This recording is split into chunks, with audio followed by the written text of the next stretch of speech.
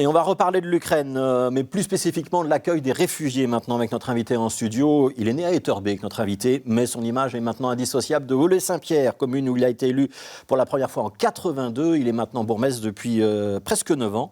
Ce sera dans une semaine, je pense, l'anniversaire. Après notamment être passé par le poste de ministre de l'économie et de l'emploi en région bruxelloise. Nous accueillons Benoît Serex. Bonjour Benoît Serex, merci d'être parmi nous. Se sentir solidaire des Ukrainiens, c'est une obligation morale ? C'est une obligation morale et on voit qu'il y a un énorme élan de solidarité auprès de nos populations, que ce soit dans ma commune, mais je pense dans toute la commune de Belgique. Je dirais que c'est la moindre des choses qu'on puisse faire aujourd'hui quand on voit la détresse que vivent ces gens, quand on voit les images affreuses à la télévision quasi d'heure en heure.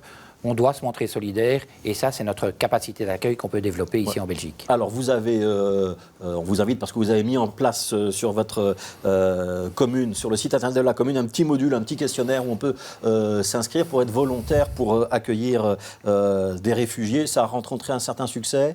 Sami Mehdi dit à l'échelle du royaume, il y a eu 10 000 candidatures. Alors, rien que pour Woluwe-Saint-Pierre, en 24 heures, on a 82 familles qui se sont portées candidates pour accueillir des réfugiés. Et donc, on a créé une plateforme où on demande à ces familles de dire le nombre de places qu'elles ont disponibles, pour combien de temps, si elles sont prêtes également à s'occuper de la nourriture, vraiment de la prise en charge de ces réfugiés. Et donc, dès qu'ils arriveront, ils auront d'ailleurs des facilités d'inscription au registre des étrangers chez nous. On les exonère bien évidemment de toutes les taxes. Donc, tout ça ira très rapidement. Et on les mettra alors en contact avec les familles. Oui, comment ça se passe ? Parce que c'est le fédéral qui est responsable de l'accueil. Si j'ai bien compris, il y aura un centre d'accueil qui va être installé dans l'ancien hôpital Bordet. C'est le fédéral qui, après, dispatchera les réfugiés auprès des communes, qui les dispatcheront auprès des personnes qui se sont portées volontaires ? Non, ceux qui ont reçu... Alors, il y a cette procédure-là, mais il y a une autre procédure possible. Ceux qui ont reçu le cachet lorsqu'ils ont passé la frontière vers, par exemple, la Roumanie ou vers la Pologne, ils arrivent dans l'espace européen. Ils peuvent se rendre directement au guichet des étrangers de notre commune. Et là, la procédure va être entamée avec l'aboutissement de l'octroi après quelques jours de ce qu'on appelle une carte A. C'est peut-être un peu technique, mais cette carte A leur donnera une ouverture à l'aide sociale et la possibilité de travailler aussi dans notre pays pendant une période d'1 an, renouvelable à 3 reprises. Tout le monde peut accueillir ou il faut des compétences particulières ? Parce qu'on va quand même se retrouver avec des gens qui peuvent être traumatisés, ils sont en exil, ils ont peut-être vu des actes de guerre, il faudra un encadrement, c'est prévu, c'est le fédéral qui s'en occupe, ce sera la commune ? Alors, dans un premier temps... Ou ça temps, reste des choses qu'on doit encore régler ? Alors, ce sont des choses qu'on doit régler, mais en tout cas, dans un premier temps, nos services sociaux seront là également pour encadrer, que ce soit au niveau communal ou nos services sociaux du CPS. On va quand même aussi essayer d'épauler au maximum nos citoyens qui font ce geste de solidarité. Il y a de la fierté quand on dit, dans ma commune, j'ai eu plusieurs dizaines de familles qui sont spontanément déclarées ? Oui, il y a la fierté de voir qu'en tout cas que ma population à Woluwe-Saint-Pierre est une population solidaire, est une population ouverte et qui ne reste pas aujourd'hui les bras croisés face à ce drame. Voilà, et on précise qu'en parallèle, il y a aussi une opération de collecte qui est en cours à Woluwe-Saint-Pierre. Oui, tout à fait. Il y a une opération de collecte et si vous allez sur le site internet de la commune, vous pouvez voir un listing exact, très précis de tout le matériel. Sac de couchage, boîte de conserve, médicaments par exemple. Exactement. Alors les médicaments, là on a fait un appel aux pharmaciens de la commune. On va aussi faire un appel aux médecins généralistes qui ont souvent un certain nombre d'échantillons pour récolter ces médicaments et les envoyer alors à la frontière entre la Roumanie et l'Ukraine. Voilà, il y a un lieu de dépôt pour tout ça, c'est rue du Duc à Woluwe-Saint-Pierre pour ceux qui veulent y participer. Je voudrais qu'on parle d'un autre dossier pendant les 3-4 minutes qui nous restent, Benoît Serex. C'est le dossier des tarifs de stationnement, des nouveaux tarifs de stationnement avec une augmentation des tarifs qui est décidée par la région, avec une carte riverain qui passerait de 10 à 15 euros et une première demi-heure de stationnement à l'eurodateur qui passerait de 50 à 90 centimes. Votre commune ne veut pas de ces augmentations ? Ah non, je suis très critique par rapport à ce projet régional parce qu'une fois de plus, on ne tient pas compte de la vie des communes. On harmonise l'ensemble de la tarification sur le territoire régional alors que on peut quand même tout de même concevoir que le stationnement, la problématique du stationnement n'est pas la même en centre-ville ou en seconde couronne. Mais j'ai vraiment l'impression que certains au gouvernement régional n'aiment pas les communes, n'aiment pas collaborer avec les communes.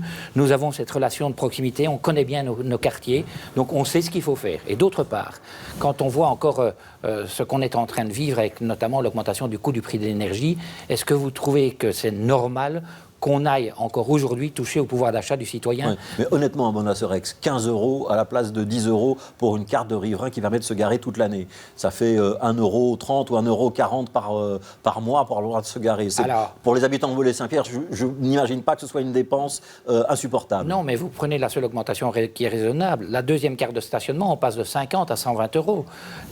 L'augmentation des sanctions de 25 à 35 ou à 40, il n'y a aucune réflexion sociale par rapport à tout cela.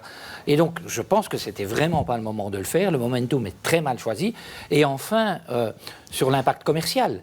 Est-ce que j'ai interrogé la ministre Van Den Mann pour savoir si elle avait fait une étude pour vérifier s'il y avait un impact sur les noyaux commerciaux en raison de ce que vous craignez, c'est qu'il y ait moins de gens qui viennent faire leurs courses à Stockel ou ailleurs, par exemple, parce que ça sera plus cher de stationner. Mais partout à Bruxelles. Et quand on voit la concurrence des centres commerciaux en périphérie, on doit se poser ce genre de questions. Monsieur Grosfilet, quand je vois les grandes surfaces qui font à certaines périodes des exonérations totales du tarif de stationnement pour accueillir le chaland, c'est qu'ils considèrent quand même qu'il y a un lien entre le montant qu'on doit payer pour le stationnement et le fait qu'on aille dans tel ou tel noyau commerçant. Mais est-ce qu'on ne doit pas quand même faire baisser la pression automobile à Bruxelles? Parce que ça obéit à cette idée-là quand même, cette augmentation. Alors oui, très clairement, mais en proposant alors un certain nombre d'alternatives. Je vois une ministre de la mobilité que j'appelle un peu monomaniaque cycliste, piste cyclable, et les autres modes de transport, les transports en commun, le métro, le bus. On nous annonce le métro pour dans 10 ans, le métro Nord, alors qu'on l'attend quand même depuis des années. Mais là, ça va être quand même difficile d'accélérer. Il suffit d'investir plus rapidement. Une question politique quand même, Benoît Serex, parce que votre majorité communale, elle est quand même divisée sur cette question, parce que l'avis négatif sur le plan de les tarifs de stationnement de la région, ça a été voté par une majorité alternative, c'est-à-dire votre parti, le CDH, la liste du bourgmestre, avec le mouvement réformateur et le Parti socialiste qui sont dans l'opposition, et vos partenaires de majorité, c'est-à-dire Écolo et Défi, ils n'ont pas voté avec vous. Il y a petite difficulté de compréhension, au moins sur le stationnement, peut-être sur la mobilité de manière générale à Volée-Saint-Pierre? Il n'y a pas de difficulté entre nous, en tout cas sur l'exécution de notre contrat de majorité, de notre accord de majorité, et j'en suis le garant jusqu'à fin 2024, et ça je m'y tiendrai. Mais il ne faut pas me demander d'appuyer des projets du gouvernement régional qui, pour nous, sont inacceptables et qui auront des effets néfastes sur le territoire de Woluwe-Saint-Pierre. Ça, je ne peux pas faire. Je ne suis pas tenu, au travers de mon accord de majorité, à accepter tout ce que Mme Van Den Mann veut pour Bruxelles ou pour Woluwe-Saint-Pierre. Que la majorité ne vote pas la même chose et que vous soyez avec l'opposition sur un dossier aussi sensible, c'est pas un petit malaise politique à Woluwe-Saint-Pierre? Il n'y a pas de malaise dans ma majorité, je peux vous le dire. J'ai encore tenu un collège aujourd'hui, tout se passe bien. Écolo et Défi sont ravis que vous soyez allé prendre les voix du MR et du PS sur un dossier aussi sensible. Ça, il faut leur demander. Je ne dis pas que c'est l'idéal, mais en tout cas, je suis tenu par mon contrat local et je ne suis pas tenu et je continuerai à agir de cette manière-là par rapport à un certain nombre de projets régionaux que je trouve inacceptables. Merci, Benoît Serex.